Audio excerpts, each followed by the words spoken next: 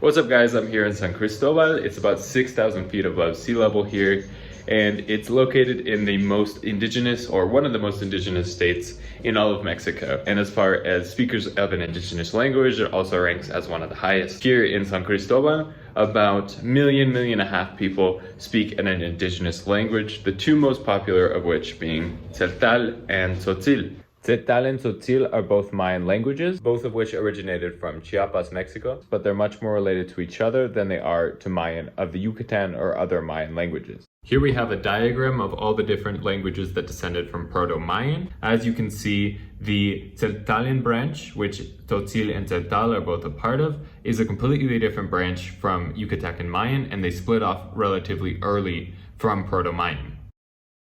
Throughout Mexico and Latin America, indigenous languages have historically been discriminated against, with Mexico being no exception. However, the exception in Mexico is that most indigenous groups, including the Yucatecan Mayans, have staged large-scale revolts in order to gain rights over their mestizo and white Spanish counterparts. Given this, the indigenous groups in Mexico have more autonomy and generally more land rights than in other countries in Latin America. However, Chiapas was not a part of Mexico until Mexican independence. It was a part of Guatemala. And in Guatemala, the indigenous groups, while being more widespread, were generally more oppressed and not allowed to have these revolts in the same way that the loose, disconnected Mexican government allowed for. So, when Mexico received Chiapas from Guatemala after independence, they inherited much more oppressed groups of indigenous people. Instead of trying to incorporate them into the rest of Mexico and the rights that the rest of Mexican states had, they decided to take advantage of this oppression, giving white mestizo landowners a lot more land than they did to the native indigenous people of the state. This system of oppression continued up until the 1990s, almost a century and a half after the majority of revolution movements of indigenous people in Mexico.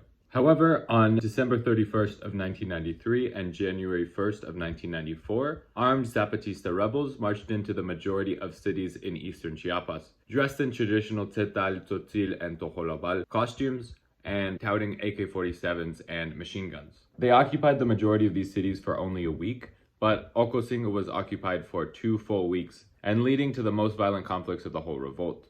This is important because Ocosingo is by far the city with the most Tzeltalan speakers in all of Chiapas. Even today, many of the smaller towns where they speak Tzeltal and Tzotzil are still run by the Zapatistas. For the Tzeltal, their offices are in Roberto Barrios, between Palenque and Ocosingo. They're two very related languages with a lot of shared vocabulary. For instance, if you want to say street, in Tzeltal, it's be, and in Tzotzil, it's also be. If you want to say, for example, tree, it's te in both languages as well.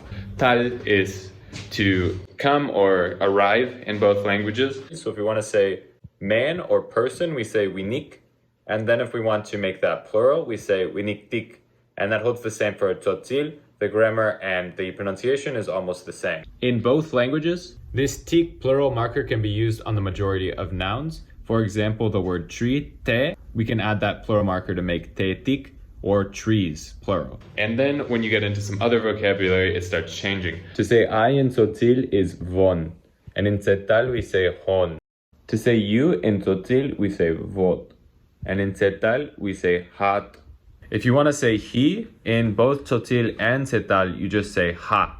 The only difference is in Tzotzil, you add a accent marker after ha.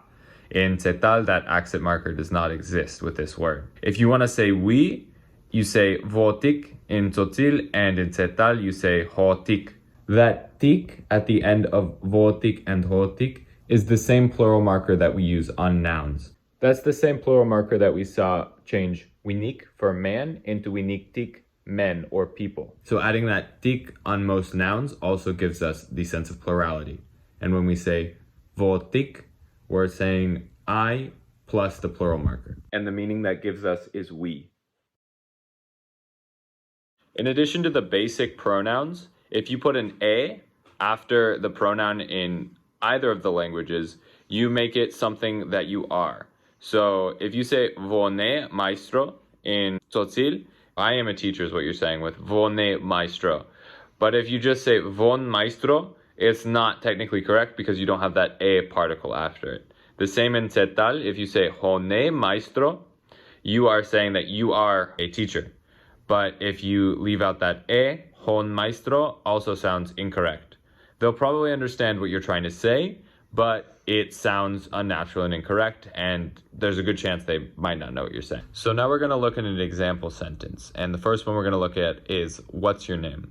So if we want to say that in Tzotzil, we say kosi apit, and the literal translation of that is how you call. Kosi means how, a means you, and bit means call or say. So with those three, we get how do you call yourself? So the grammar that gives us is question word followed by the subject, you, and then finally the verb, call. This is a very common construction for question words in most Mayan languages. In the same way, in Tzeltal, if we want to say, what's your name? We say, Bina Bihil. It sounds completely different and the vocabulary looks very different, but the grammar is exactly the same. Bin means what or how. A means you, and that's actually the same particle as in Tzotzil. And then behil means the same as bit. It's to call or to say. So now let's get into verbs. In Tzotzil, if we want to say, I will go to San Cristobal, we say, shibat tahovel. And shibat is to go. In Tzotzil, that ta is a preposition which can mean in, at, any kind of location. Here it means to. And finally, we have hovel, which is San Cristobal, but literally in Tzotzil and Tzeltal, it means place in the clouds. In Tzotzil, when you want to change the verb from I to you, you change shibat into shabat. So that I in shibat becomes shabat with an A in the middle. So if we want to say that same sentence in Tzeltal, we say Yashpon pasegal tahovel. And there's a lot to break down in that sentence. The first part is Yashpon, which is I go. Yash is something that will be added to any form of the sentence. So if it's I go, you go, that yash will always be there. What changes is the bon. So bon is what's indicating that it's ourselves, it's I. So if we want to change that into you, we say yashbat. So unlike Tzotzil, where we're changing the beginning of the verb, here we're changing the end of the verb, which resembles Latin languages like Spanish or French. Just like in the Tzotzilian sentence, when we say ta, it means to or at.